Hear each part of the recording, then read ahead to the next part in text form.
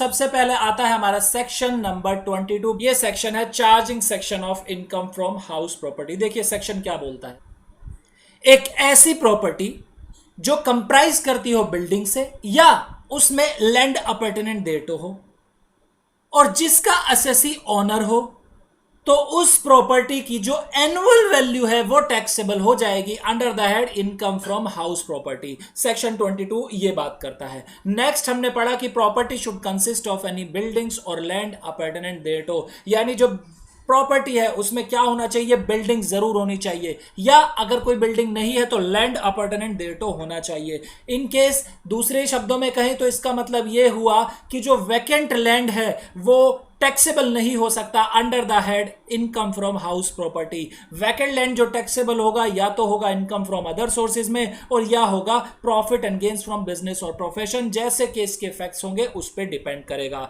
Next point बात करता है assessee must be the owner of the property, यानी ओनर होना चाहिए असेट का असेसी।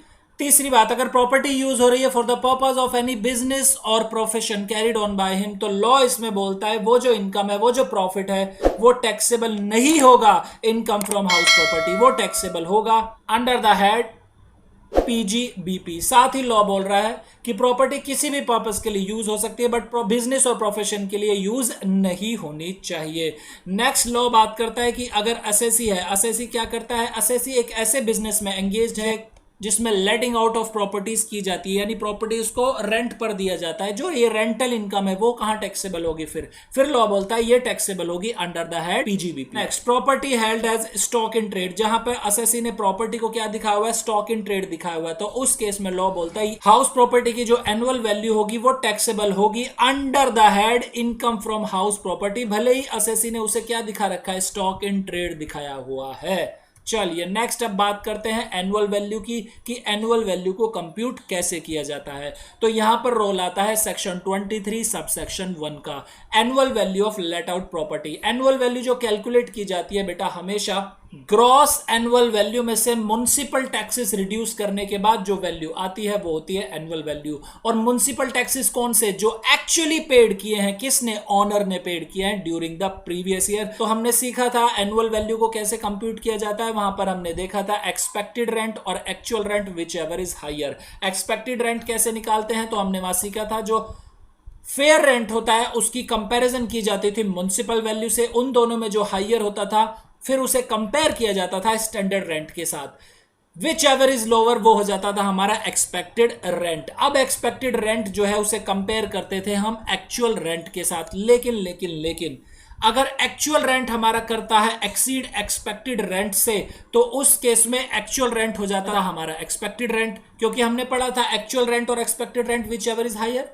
लेकिन एक दूसरी कंडीशन भी थी, अगर एक्चुअल रेंट हमारा एक्सीड नहीं करता एक्सपेक्टेड रेंट से, तो वहां पर बेटा हम एक और कंडीशन चेक किया करते थे, अगर एक्चुअल रेंट कम है एक्सपेक्टेड रेंट से बिकॉज ऑफ वैकेंसी, तो उस केस में एक्चुअल रेंट हो जाया करता था हमारा जीएवी। लेकिन अगर एक्चुअल रेंट कम है एक्सपेक्टेड रेंट से because of any other reason, तो उस केस में एक्सपेक्टेड रेंट ही हमारा जीएवी हो जाया करता था। नेक्स्ट अब बात करते हैं सेक्शन 23 सबसेक्शन 2 की, जो बात करता था annual value of self occupied house property. हमने पढ़ा था कि जो भी सेल्फ ऑक्यूपाइड हाउस प्रॉपर्टी होती है असेसी की, जो उसने ऑन रेजिडेंस के लिए ले रखी है या अनऑक्यूपाइड है through out the previous year, उस केस में जो एनुअल वैल्यू होती है उस प्रॉपर्टी की वो हो जाती है निल, और निल होने के साथ साथ उस पे म्युनिसिपल टैक्सेस की डिडक्शन भी नहीं मिला करती थी, वो नॉट एप्लीकेबल हो जाया करती थी। Next section 23 subsection 4, annual value of deemed to be let out property. यहां पर हमने पढ़ा था कि अगर असेसी के पास 2 हाउस प्रॉपर्टी से ज्यादा हाउस प्रॉपर्टीज है, तो उस केस में उसके पास ऑप्शन होता है कि नहीं 2 को वो क्या करे, सेल्फ ऑक्यूपाइड दिखा ले, और 2 से ज्यादा जितनी भी हाउस प्रॉपर्टीज है उस केस में लॉ उन्हें क्या मान लेता था, deemed to be let out, यानी मान लिया जाता था कि वो लेट आउट कर दी गई है। नेक्स्ट इज सेक्शन 23 सबसेक्शन 5, यहां पर हम कंप्यूट करेंगे एनुअल वैल्यू एक ऐसी हाउस प्रॉपर्टी की जो स्टॉक इन ट्रेड दिखाई हुई है असेसी ने। तो उस केस में लॉ बोलता था up to 2 years from the end of the financial year in which COCs obtained from the competent authority, the annual value of that house property shall be nil। और जैसे ही 2 साल खत्म होते थे उसके तीसरे साल से वो प्रॉपर्टी क्या मान ली जाती थी, deemed to be let out। फिर हमने सीखा था बेटा सेक्शन 24 जो बात करता था डिडक्शंस की। दो तरह की डिडक्शन हमने सीखी थी। 24A बात करती थी 30% ऑफ एनुअल वैल्यू यानी स्टैंडर्ड डिडक्शन की बात करती थी, और 24B जो बात करती थी वो बात करती थी इंटरेस्ट ऑन बोरोड कैपिटल।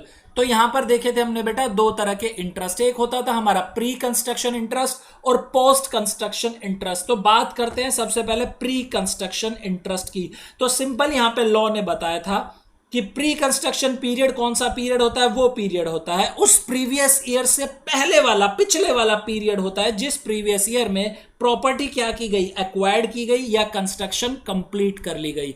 उससे प्रीवियस ईयर का जितना भी पीरियड होता है वो होता है प्री कंस्ट्रक्शन पीरियड। अब अगर एसएससी ने कोई लोन लिया हुआ था, उस केस में जो इंटरेस्ट होगा प्री कंस्ट्रक्शन पीरियड का, उसे डिडक्शन मिल जाएगी।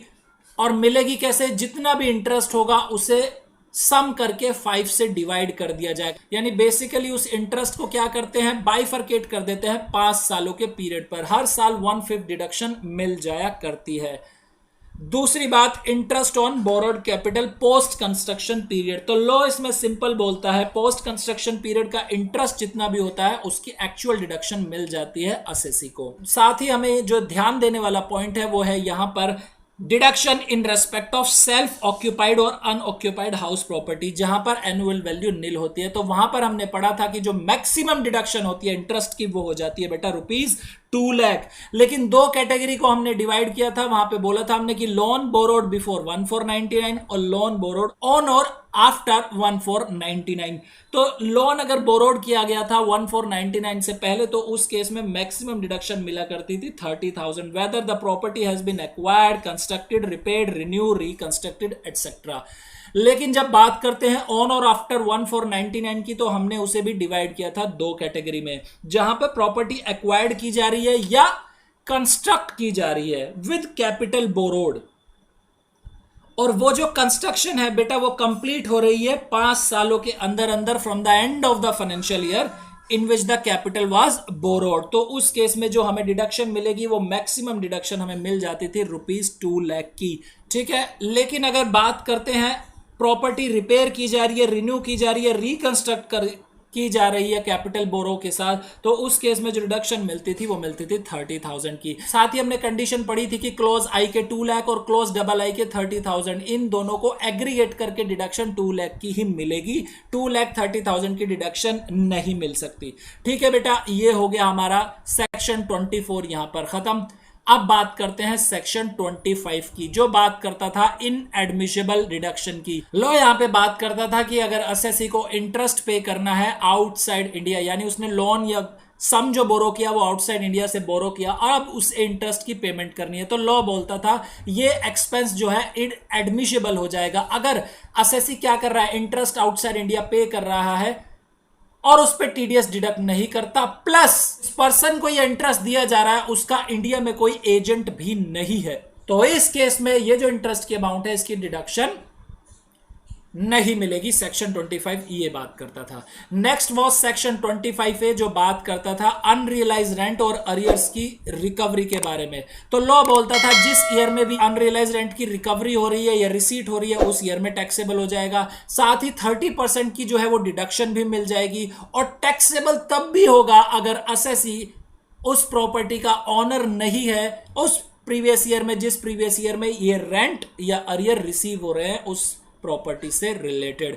नेक्स्ट वॉज सेक्शन 26 जो बात करता था को ऑन प्रॉपर्टी के बारे में, यानी ऑनर जो है एक से ज्यादा है, जॉइंट ऑनर है, तो उस केस में कैसे कैलकुलेशन की जाएगी इनकम फ्रॉम हाउस प्रॉपर्टी की। तो सिंपल लॉ ने बताया था ये मानी जाएगी कि एक सिंपल इसका एक ऑनर है, और अगर एसएससी के शेयर्स डेफिनेट है तो जितने भी शेयर्स उनके डेफिनेट है उस रेशो में इनकम डिस्ट्रीब्यूट कर दी जाएगी, इनकम टैक्सेबल हो जाएगी उस रेशो में, इनके हैंड्स में। इन केस रेशो जो है वो डेफिनेट नहीं है तो एओपी के कंसेप्ट लगा के उनके टैक्स कर दी जाएगी इनकम। साथ ही सेल्फ ऑक्यूपाइड प्रॉपर्टी के बारे में उन्होंने बताया था कि एसएससी क्या करता है, लोन बोरो करता है, तो उस केस में जो डिडक्शन उसे मिलेगी इंटरेस्ट की वो 30,000 या 2 लाख एज द केस में भी वो मिलेगी अलग अलग ऑनर को, यानी एग्रीगेट नहीं किया जाएगा। साथ ही एक कंडीशन और बताई थी, इन केस एक को ओनर है और उसकी दूसरी भी हाउस प्रॉपर्टी है, दोनों हाउस प्रॉपर्टी पे वो लोन ले लेता है, तो उस केस में 2 लाख और 30,000 वाली जो लिमिट है बेटा वो एग्रीगेट हो जाएगी, ना कि अलग अलग हाउस पे अलग मिलेगी असेसी को। ठीक है बेटा, समझ आ गया।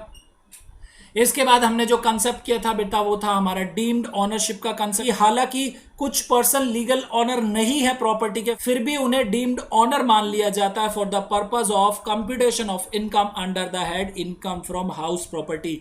तो वहां पर हमने बात की थी कि एक ट्रांसफरर है जो प्रॉपर्टी ट्रांसफर कर देता है किसे, या तो स्पाउस को या माइनर चाइल्ड को जो माइनर मैरिड डॉटर नहीं है, और ये जो वो ट्रांसफर कर रहा है विदाउट एडिक्वेट कंसिडरेशन कर रहा है, तो उस केस में ये जो ट्रांसफरर है वो हो जाएगा डीम्ड ऑनर उस हाउस प्रॉपर्टी का। दूसरा जो केस था वो था हमारा holder of an impartial state, तो उसमें भी यही कंडीशन एप्लीकेबल होगी। फिर हमने देखा member of cooperative society, person in possession of a property, person having right in a property for a period not less than 12 years. तो इन सभी के केसेस में बेटा डीम्ड ओनरशिप का कंसेप्ट एप्लीकेबल है। चलिए कुछ अदर इंपॉर्टेंट पॉइंट्स की बात कर लेते हैं, जहां पर एक्चुअल रेंट जो रिसीव हो रहा है या रिसीवेबल है वो इंक्लूड नहीं किया जाता था एक्चुअल रेंट में अगर रूल 4 की कंडीशन सेटिस्फाई हो जाती थी। साथ ही दूसरी बात, एक पोर्शन प्रॉपर्टी का लेट आउट है और दूसरा पोर्शन है सेल्फ ऑक्यूपाइड। तो लॉ बोलता है जो लेट आउट पोर्शन है बेटा उसकी इनकम सेपरेटली कंप्यूट की जाएगी। ठीक है बेटा, समझ आ गया। ये था बेटा हमारा इनकम फ्रॉम हाउस प्रॉपर्टी।